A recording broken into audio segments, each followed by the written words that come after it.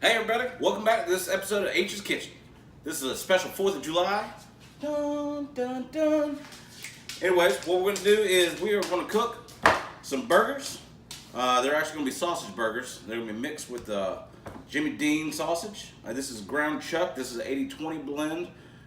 So that's what I use for my burgers. And then in the burgers, all we're going to do is add some Worcestershire and some pepper. And then of course we got some brats and some hot dogs and some toppings. And then we're also going to do our red potatoes. We're going to slice them up and we're going to fry them. And they're going to turn out real nice.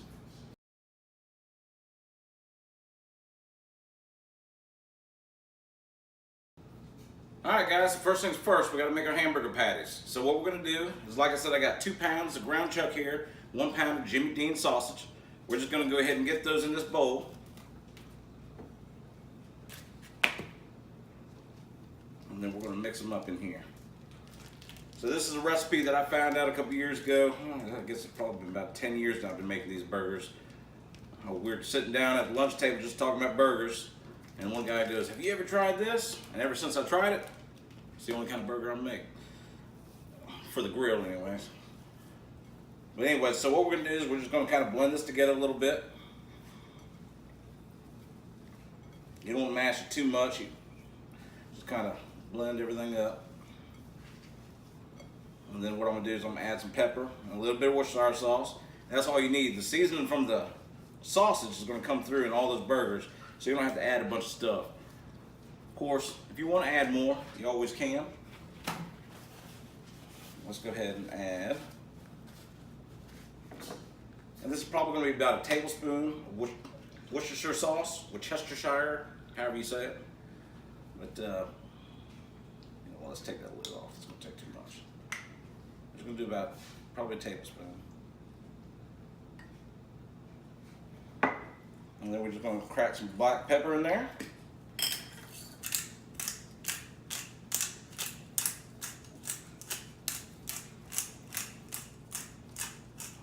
Alright. Just going to keep on combining all these flavors together. Roll that pepper around in there. Get the Worcestershire sauce all in there. You just want to make sure you got it good and blended, because you don't want a whole bite of sausage. And you want it all blended very well together, so that's what I'm trying to do here. Alright guys, so we've got all our meat blended up. We're ready to start making patties. We're just going to take a piece right here and just start making patties. You do it any way you want. That's the way I do it here. But you want them pretty big. They're going to shrink a little bit on that grill. And one of the biggest things that you want to do is you just want to put a depression right there in the center. That'll help it from turning into a big old ball on that grill. Alright. We're going to finish patting these up. We'll be right back with the potatoes. Alright everybody, we've got all the patties patted up. There's 9 in there. That means 3 pounds of meat, 9 patties, about a 1/3 pound a piece.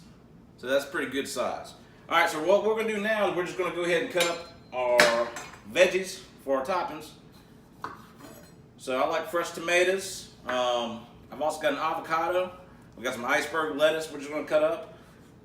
And I've got a red onion around here somewhere, but I don't know where it's at. So I'm going to find that and we'll chop that up as well. But you can put whatever you want on a burger, obviously. You can make it your own. Sometimes I'll do pimento cheese on a burger. Sometimes we do stuffed burgers, and we'll actually put like blue cheese crumbles inside the burgers. That's really good as well. So we'll take this avocado here. Now avocados, if you've never bought one or don't know how to buy one, what you're looking for is you want it to be able to be pressed. You don't want a really hard avocado. If you get a really hard avocado, you can put them on your countertop for a couple days, and they'll ripen up pretty quick. Once they become soft like this, if you want to extend the life of them, you just put them in the fridge and they'll last a little bit longer. It popped right open, that nut fell right out. Normally you have to pull that out, so this one's just right, it's ready to go. And what we're going to do with this is we're just going to slice down here. We're just going to make some slices. And then we'll grab a spoon here. We're just going to spoon that out.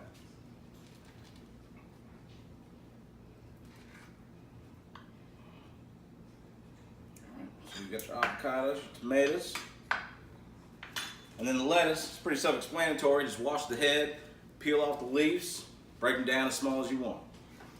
All right, so we got all that going on. We're gonna push this aside real quick, get the stuff out of the way. And now we're gonna slice up these red potatoes. Now these red potatoes, what we're gonna do is we're gonna deep fry these red potatoes. I got a little electric fryer we're gonna put them in. We're gonna slice them up and we're gonna make little potato chips or raw fries, or there's several different names for them. And a lot of people like to use Idaho potatoes. I like these little red potatoes. I think they got a little bit better flavor. You know, whatever you got though, if you got Idaho potatoes, that'll work. All right. So I got this little piece of equipment here as a gift one year. And I love this thing. Just gotta be careful when you start getting low as not to slice your fingers on that blade. And I've had this for quite a while and I've sliced a lot of potatoes with it and it still does pretty good. I haven't had to sharpen anything like that, but I don't know, I might be due for a new one here coming up.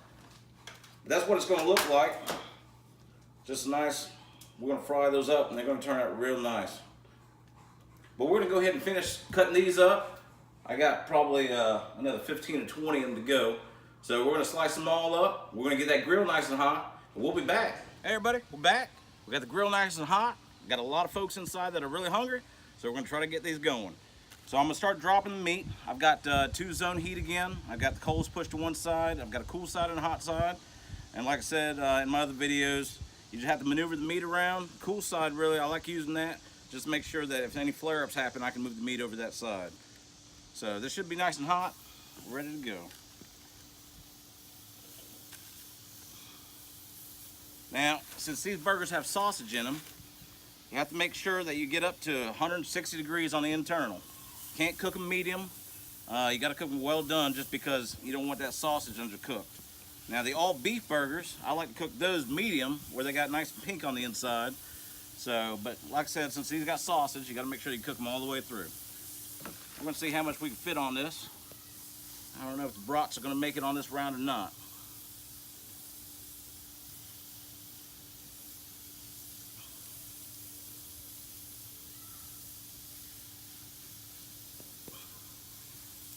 All right, looks like I can shove some brats over here.